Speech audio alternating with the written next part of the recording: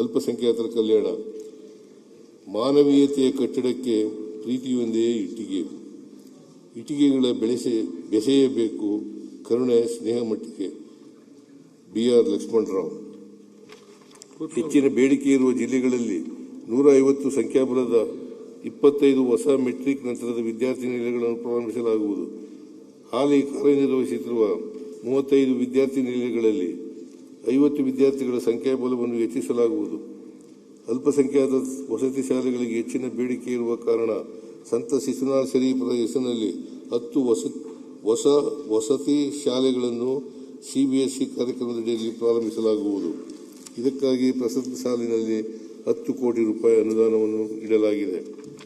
26-27 ಸಾಲಿನಲ್ಲಿ 25 ಸಂತ ಶಿಶುನಾಳ ಶರೀಫರ ಹೆಸರಿನಲ್ಲಿ ವಸತಿ ಶಾಲೆಗಳನ್ನು ಹೊಸದಾಗಿ ಪ್ರಾರಂಭಿಸಲಾಗುವುದು.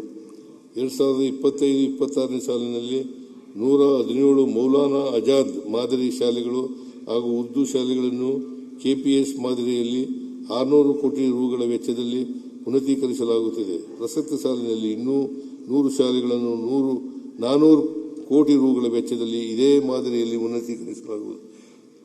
ಪ್ರಸ್ತುತ ಕಾರ್ಯನಿರ್ವಹಿಸುತ್ತಿರುವ ಮೊರಾರ್ಜಿ ದೇಸಾಯಿ ವಸತಿ ಶಾಲೆಗಳ ಪೈಕಿ 25 ವಸತಿ ಶಾಲೆಗಳಲ್ಲಿ PUC ವಿಜ್ಞಾನ ಮತ್ತು ವಾಣಿಜ್ಯ ವಿಭಾಗಗಳನ್ನು ಪ್ರಾರಂಭಿಸಲಾಗುವುದು. 18 APJ ಅಬ್ದುಲ್ ಕಲಾಂ ವಸತಿ ಶಾಲೆಗಳಲ್ಲಿ ವಾಣಿಜ್ಯ ವಿಭಾಗವನ್ನು ಪ್ರಾರಂಭಿಸಲಾಗುವುದು. ಅಲ್ಪಸಂಖ್ಯಾತರ ವಸತಿ ಶಾಲೆಗಳಲ್ಲಿ PUC ವ್ಯಾಸಂಗ ಮಾಡುತ್ತಿರುವ ಪ್ರತಿಭಾವಂತ ವಿದ್ಯಾರ್ಥಿಗಳನ್ನು ಪ್ರವೇಶ ಪರೀಕ್ಷೆಯ ಮೂಲಕ ಆಯ್ಕೆ ಮಾಡಿ ಅವರಿಗೆ KCET, JEE, NEET ಪರೀಕ್ಷೆಗಳಿಗೆ ಗುಣಮಟ್ಟದ ತರಬೇತಿ ನೀಡಲು 4 ವಸತಿ ಶಾಲೆಗಳನ್ನು ಸೆಂಟರ್ ಆಫ್ ಎಕ್ಸಲೆನ್ಸ್ ಗಳನ್ನಾಗಿ ಸ್ಥಾಪಿಸಲಾಗುವುದು. ಅಲ್ಲದೆ 20 ವಸತಿ ಶಾಲೆಗಳನ್ನು ಮಕ್ಕಳಿಗೆ CET, JEE, NEET ವಿಶೇಷ ತರಬೇತಿ ನೀಡಲಾಗುವುದು.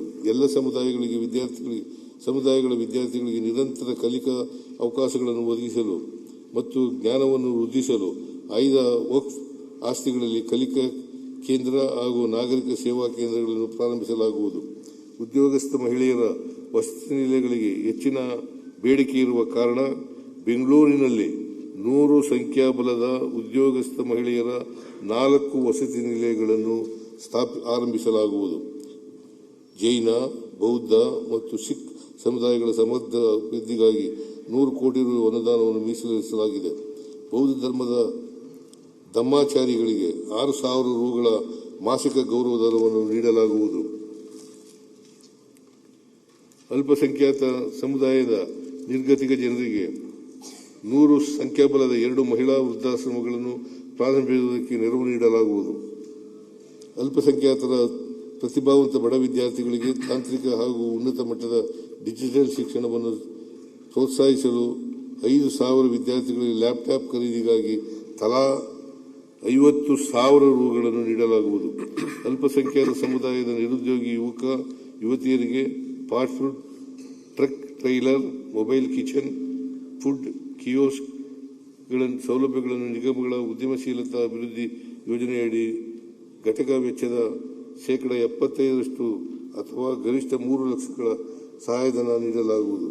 ಅಲ್ಪಸಂಖ್ಯಾತ ಸಮುದಾಯದ ಮಹಿಳಾ ಸ್ವಸಹಾಯ ಗುಂಪುಗಳ ಸ್ವಯಂ ಉದ್ಯೋಗಕ್ಕಾಗಿ ಪ್ರೋತ್ಸಾಹ ನೀಡಲು ಅಲ್ಪಸಂಖ್ಯಾತರ ಮಹಿಳಾ ಕೋಆಪರೇಟಿವ್ ಸೊಸೈಟಿಗಳನ್ನು ಸ್ಥಾಪಿಸಲಾಗುವುದು.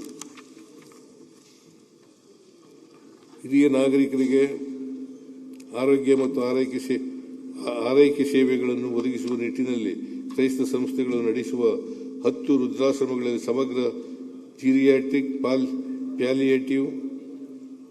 ಪ್ಯಾಲಿಯೇಟಿವ್ ಕೇರ್ ಘಟಕಗಳನ್ನು ಸ್ಥಾಪಿಸಲು ತಲಾ 50 ಲಕ್ಷಗಳಂತೆ ಒಟ್ಟಾರೆ 5 ಕೋಟಿ ರೂಗಳನ್ನು ಒದಗಿಸಲಾಗುವುದು. ಬೆಂಗಳೂರಿನ ಕೆಂಗೇರಿಯಲ್ಲಿ ಆಶೀರ್ವನಂ ಬೆನೆಡಿಕ್ಟಿನ್ ಮೊನಾಸ್ಟರಿಯ 2 ಎಕರೆ ಜಾಗದಲ್ಲಿ ಅಲ್ಪಸಂಖ್ಯಾತರ ಅಭಿವೃದ್ಧಿ ಮತ್ತು ತರಬೇತಿ ಕೇಂದ್ರ ಸ್ಥಾಪಿಸಲು ಮುಖ್ಯ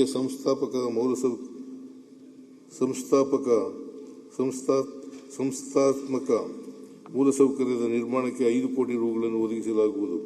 ಸಂವಿಧಾನ ಶಿಲ್ಪಿ ಡಾ. ಬಾಬಾ ಸಾಹೇಬ್ ಅಂಬೇಡ್ಕರ್ ಹಾಗೂ ಇತರೆ ಸಮಾಜದ ಸುಧಾರಕರ ಪುಸ್ತಕಗಳನ್ನು ಉರ್ದು ಭಾಷೆಯಲ್ಲಿ ಅನುವಾದಿಸಲಾಗುವುದು. ಹಜ್ ಯಾತ್ರಿಕರು ಹಾಗೂ ಸಂಬಂಧಿಕರಿಗೆ ಅಗತ್ಯ ಸೌಲಭ್ಯ ಮತ್ತು ಸೌಕರ್ಯಗಳನ್ನು ಒದಗಿಸಲು ಹುಬ್ಬಳ್ಳಿ ಮತ್ತು ಕಲಬುರಗಿಯಲ್ಲಿ ಹಜ್ ಭವನಗಳನ್ನು ನಿರ್ಮಾಣ ಮಾಡಲಾಗುವುದು.